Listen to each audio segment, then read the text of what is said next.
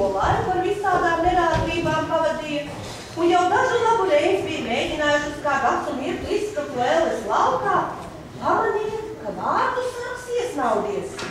Tūliņ arī viņos radās vecā vēlēšanās paraudzīties, kāda tā pasaule izskatījās, kas tur aiz vārtiem bija un par kuru velna māte tiem tik daudz bija stāstījusi.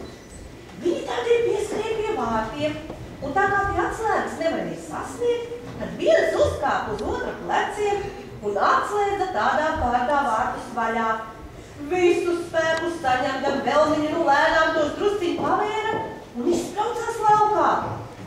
Aizskrisdam atkal cieti, vārti gan attaisīja diezgan lielu troksni, no kuras sargs uzmodās, bet tā kā viņš nekā sevišķi nepamanīja, tad domāja, ka troksni sapnī vienas to dzirdējis.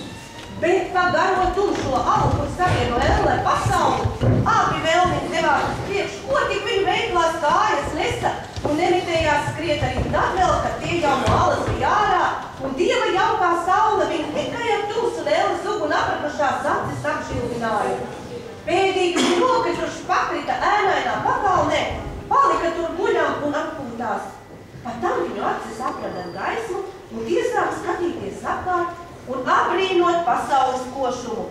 Ai, cik te viss bija pavisam savādāk un daudz jaukāk nekā ellē. Tur debesu vietā bija melna velve un liela dzeltaina mūžīgi gara čūska staipījās pie tās un vēja uguni, kuras spīgums elni šausmīgi apgaismoja. Šie debesīm bija tik mīlīga krāsa, ka velniņiem no tām nemaz negribējās acu novērst. Un čūskas vietā bija tāds spožums, ka tajā nemaz nevarēja skatīties. Un cilgāra sarkano liesmu vietā, pa kurām tie bija paraduši staigāt, bija zaļa, mīksta zālīte. Un tur tālāk pļavā mirdzēja un locījās viss tādas puķis, it kā tās gribētu uzsaukt skatītājiem. Nāc, plūc mums un kavējies ar mums! Un abi vēlniņi, kuriem jau sevi jāprits ar ugurļiem kavēties, iecēlās, iedecēja pļavā plūca jaukās puķis un apmērtājās ar tām, skrēja tauliņiem pakaļ un izrāvtiem spārnus, jo viņi jau bija rātni vēlniņi. Un nezināja, ka tā nav jādara. Klausījās putnu dziesmās un devās tiem pakaļ uz mežu. Mežā tie redzēja vāverītes veiklu pa kokiem lēkāju, kas viņiem ļoti patika. Vai drīkstam palēkāt ar jums? Labi, lēkājam visi kopā. Un tā viņi visi kopā lēkāja līdz vakaram, kad ar vāverītēm sagribējās ēst. Tagad mēs iesim gulēt. Es arī iesim gulēt.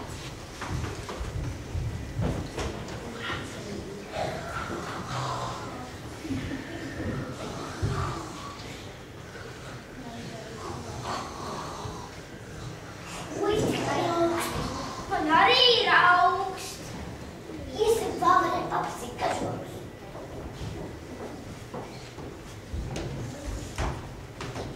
Lūdzu, iedosiet mums kažokus.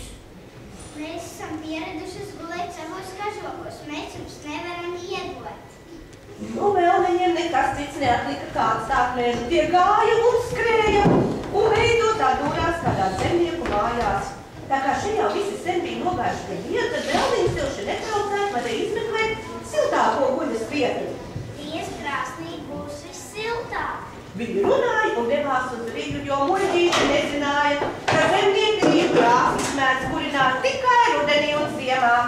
Iekāpuši bedrē, kur pēc veclaika paraduma bija ļoti dziļi, jāatrada krāsni ne tikai vienu vēcu kā pagrabu, bet turklāt arī vēl pilna ar spaiņiem, kuros bija saimnieka sviests. Jo tādēļ, ka mājām nebija pagraba, saimnieces sviestu no siltuma glātām bija salikusi Rīgas krāsnī. Abi vēlniņi tapa ļoti pikti, ka savās cerībās tādu brīvušies. Paps saka, ka šis saimnieks esat ļoti gudrs, bet kādēļ viņš ir uztaisījis krāsni, ko nemaz nekurina un piebāzus pilno sviestu, pie mums neviena krāsnes nestāv augsta un paps nevienu neliek kurināt ar sviestu. Ei, padarīsim viņam kāds kā